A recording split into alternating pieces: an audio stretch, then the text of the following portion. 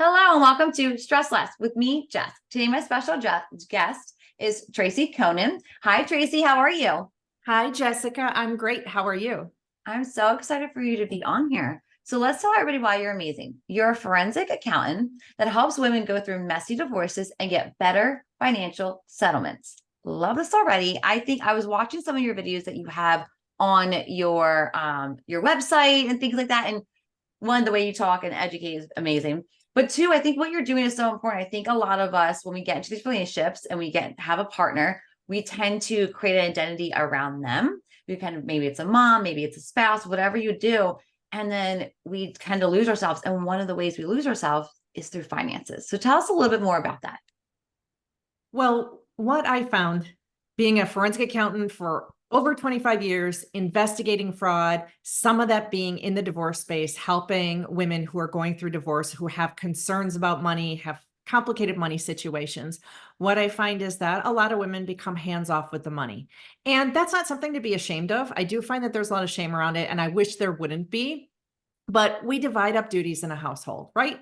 And so a lot of times, husband will take care of the budgeting and the money, and wife knows that the bills are paid. We have what we need. We have money for extras. And I have my area of responsibility that I have primary control over. But unfortunately, what then happens is they don't know how much their lifestyle costs, how the monthly bills are being paid, how much money they have, where is it? And if, God forbid, they should end up divorcing, it creates a lot of stress around divorce time because I don't know where my money is. I don't know how much we have. I don't know what our money has spent on. I'm concerned that he's going to try to cheat me in the divorce. All those kinds of things create so much stress. Yeah. I mean, just thinking about that is stressful, right? Let alone going through the process, right? So, Right. what is something women should do? Because I feel money is a very awkward topic, even if for your spouse, right? You having that, it's just a weird, awkward topic, but none of us really like talk about it. And like you said, there's some shame around not knowing. So, what are some things that we could do? So there are two things that I really suggest that women do. One is protecting yourself and one is having conversations. So let's start with the protect yourself. And this sometimes feels a little icky when you're married, even if you're in a really happy marriage or you're going into marriage. And I say, you need to protect yourself financially. It's like, wait a second, am I preparing for the possibility of being divorced? Well, unfortunately, as we know, about half of marriages do end in divorce. Nobody gets married with the plan to get divorced. But I like to show women how to protect themselves on the front end so that if, God forbid, you are one of those 50% who end up being divorced, that you are not left homeless, penniless, not knowing how you're going to feed yourself and your kids and things like that. So that's the first step, is protecting yourself and knowing what to do financially so that you have a little bit of a safety net in case something goes wrong and that you know where your family's money is. The other piece is communication with your spouse. So going into marriage, great time to talk about how do we both value money and how are we going to spend money and what parameters and rules are we going to have in place. If you're already in marriage, it might be communicating to revisit what are our agreements surrounding money.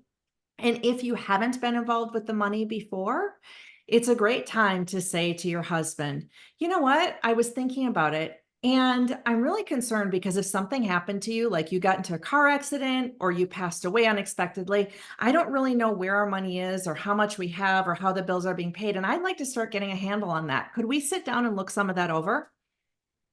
I like that you brought that up too, because I think sometimes, like you said, a lot of us go right to that divorce thought. And it's like, okay, but there's so many other things that could happen. He could get an accident. Something could happen tomorrow. And if you don't know where to access the money, where the passwords are, where accounts are, you're already going through a traumatic time. Now you have this on Right. top of it, the bills are still going to come in no matter what you go through. And so having some type of idea about where to even look and start the process is one thing.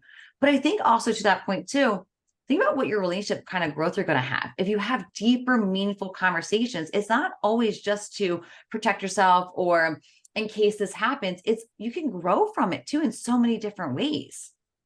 Right. And I know that people who aren't really involved with the money sometimes think, gosh, those money conversations are going to be really scary. And what I like to tell women is, I've just given you some sample language for a way to introduce the topic in a way that isn't scary. It's just, hey, I have some fears. What if something happens to you? And it's all coming from a really innocent place. So that's an easier way to start the conversation. But also, if we have ongoing conversations about money, I say, every week, take 5 or 10 minutes to go over the books together and just talk about, what's happening in the budget this week. Oh, yep, the electric bill and the car insurance got paid this week and we're on track with our expenses this month. Or, hey, remember, we're saving for a down payment on a house and I got a little bit of a bonus at work last week. And so that added to it, whatever the case may be. If we could have short money conversations each week in a way that's non-confrontational and make that routine, it's a lot easier to have the conversations. And you could add it on to when you're talking about the schedule for that week. Hey, we're celebrating this holiday. This is coming up. The kids need this. You could just throw it into that conversation. Like you said, we can take the scariness away from it and just make these healthy, normal conversations because these are important conversations we have to have. Right. Hey, the kids were talking about they wanted this, this, and this for a holiday gift. What do you think would be a good budget for each kid for us to spend this year? Right? Right. And just make it that simple. And it's not asking for permission. It's not, getting any kind of control. It's just having a relationship. You're a partner, you're a team. So yeah, that might be more in their department, but how do you just become educated? Just like you want them educated around maybe you take care of the house. So what do you need them to know about that? Right. So you're just Right. having conversations.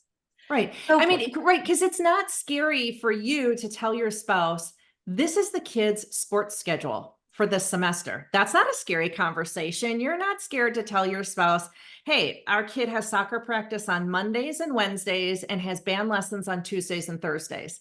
So let's try to make the money conversations just as routine as that. 100% love this. Okay. So there's a woman listening. She's in a marriage. Her husband is more priority over the money. How does she get in contact with you? What does working with you look like? Tell us a little bit about that. I know you have a couple programs, so give us all the goods. Right. So I've been a forensic accountant, like I said, for more than 25 years, working one-on-one. A lot of my work is in the corporate realm on fraud investigations where executives are stealing or companies are fighting with other companies over money. And some of it is in divorce for people with very complicated financial scenarios. And last year, I decided that I wanted to help more people who are in divorce, specifically women. So I created the Divorce Money Guide, which is an online program that walks women and men, but I market primarily to women, walks them through their financial situation. So what does the financial part of your divorce look like? Because that can be really, really scary and just legal terms and stuff you're going to hear about and you're going to be expected to turn over documents. What does that all look like? Then I show them what kind of financial documents they should be gathering during their divorce process to help make sure that they know exactly what money is present in their marriage, what's been going on, because you can't make a proper divorce settlement if you don't know all the information. And then I walk them through how do you get your documents and what do you look for in them so that you can understand where your money has been going, how much money you have now, and if you suspect that your husband might be doing something shady with the money, what would you look for to determine that money is going somewhere inappropriate or has been hidden or something like that? Wow, I Yeah. like that last piece. Pretty cool. I think again, it's not trying to be. It's just being educated. It's being aware, right? Right, It's. I think sometimes we feel, like you said, that shame, that fear, that scaries, but create that awareness, right, educating yourself. There's so much that comes from that. And everything you just broke down is literally what that is, right? Just educate, become aware. It's not a power struggle. It's just knowing, right? And right. taking all those scaries away. So I love that. So for the person that listens, God, Well, with the Divorce Money Guide, I talk a lot about husbands hiding money. And the reason why I talk about that is not to scare people, but because here's what we know that in about half of divorces, there is hidden money. And many women going through divorce have concerns. They might not have any proof that their husband is hiding money or doing anything inappropriate, but they say, gosh, I don't know. We're on the outs now. And he had all control over the money. I wouldn't even know if he was hiding something. And so that's why I focus on that hidden money and showing people that you don't have to be an accountant or a numbers person to find money that's hidden because there are some really typical ways that they hide it and some really easy ways to find it. I wish you could tell stories about like your friends. Because I just My crime junkie me is like, I just want to sit and listen to that part too. But no, it's so great. So what is the best way for someone to contact you? The best way for them to contact me is to find me on social media. So Instagram or TikTok at Divorce Money Guide. And wherever you're listening to this episode, you'll find the all her show in the show notes. You'll find any way for her to contact you, whether it's in the show notes, in the caption, in the email, on the website, wherever you're at. Everything's being repeated as well. So, Tracy, for yourself, what is one way that you practice self-care? I have a problem with working too much. So, the way that I practice self care is to give myself a work schedule that I monitor very closely every week. I have a coach that I work with who helps keep me accountable and to then prioritize my work. So, I can't do everything. I, figure out what's the most critical to get done. And those are the things that get done. And the other things that don't get done today, I guess they're just going to have to get done another day. And I've been working so hard to delegate more to my team because I'm a control freak. And so it's hard for me to let things go. But, they're very competent people. And so the more great results I get with them, the more comfortable I feel about giving them more responsibilities. And so for me, my self-care is really focused on making sure that I don't burn myself out at work and that I have time for my family at the end of the day and on the weekends. Wow, you breaking that down, I think really helps with showing who you are. So basically just kind of going, you do this with your clients. You break everything down, small bite-sized pieces. You're creating these habits of learning how to create these conversations on a weekly basis. So for you to say that your self-care practice is creating that schedule really shows that you're practicing what you preach. So I think that is so cool, so badass of you. So I love that you do that. And you also mentioned that delegation piece. And I can Yes. see all the women here going, wait, we have to delegate too? Okay. So, but it's easy. It's not that easy to delegate. So I love that you brought that up as well. It is hard, but as I was burning myself out, sitting at my desk 80 hours a week, I just had to come to a place where I decided that if I delegate something and the person I give it to does it 70% or 80% as well as I would do it, it's okay. It's okay. It still got done and I didn't have to spend the time to do it. And, you know, sitting at a desk 80 hours a week and shortchanging my family in terms of my time just wasn't fair, right? And so I'm not going to work my life away. I have to have some balance there. And delegation helps me get there. And it really does. And I love that other piece you mentioned too. They might not be able to do it like you, right? So you might be able to bring the 110%, but if they can bring 70, 80, it's still getting done. It still looks good. It's still quality work, right? Right. But when you're not there, you're not spending time with your family. You're not spending time with yourself, right? Or your own clients in a different way. You're not showing up in a certain way. And so that's truly amazing. What was the transition like for you when you went from corporate world to now working with people on this one-on-one online course basis? It really is different because on the consulting side of my business, my clients are attorneys on behalf of whoever they work for, be it the corporation or the person who's getting divorced. And so now with the Divorce Money Guide working directly with consumers, it has been different. It's been completely different marketing that I've had to do. And I would say in a lot of ways, it's more gratifying because you can see the effects that you're having in one person's life. And that was very important. When I came up with the idea for the Divorce Money Guide, I said, what kind of impact do I want to have? I want to help more people than I can help one-on-one. And I came up with the concept that I want to help 1,000 women a year have better financial outcomes in their divorces. And you might think, gosh, 1,000 women sounds like a lot. Well, guess what? There are 700,000 divorces filed every year in the United States. So helping 1,000 women is just a drop in the bucket. But I want to get to the 1,000 women, and then we want to help 10,000 women a year have better financial outcomes in their divorces.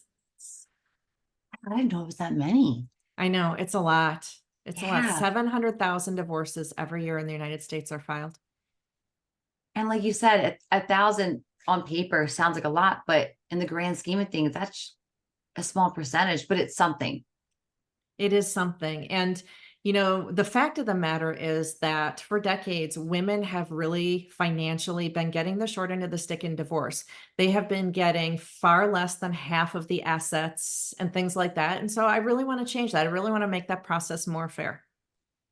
Yeah. And by educating is to be the first part, right? I'm Yes. seeing. I love that.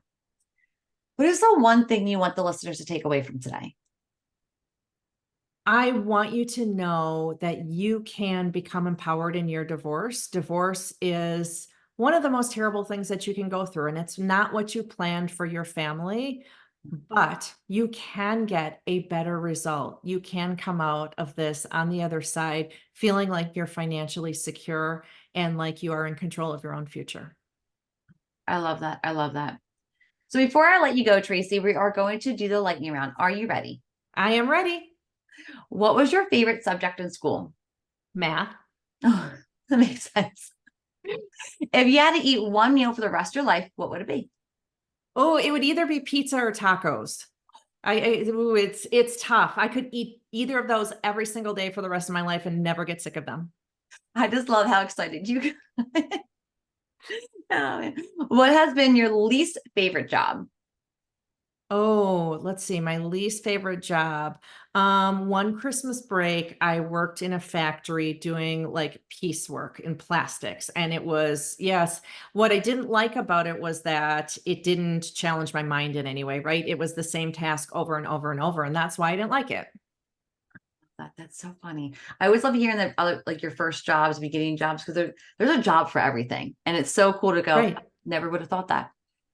But you Who know what? The one thing that that job did give me, what? number one, is it helped with my work ethic. But number two, I earned some really good money that break that I was able to use to put towards college. So it was fine.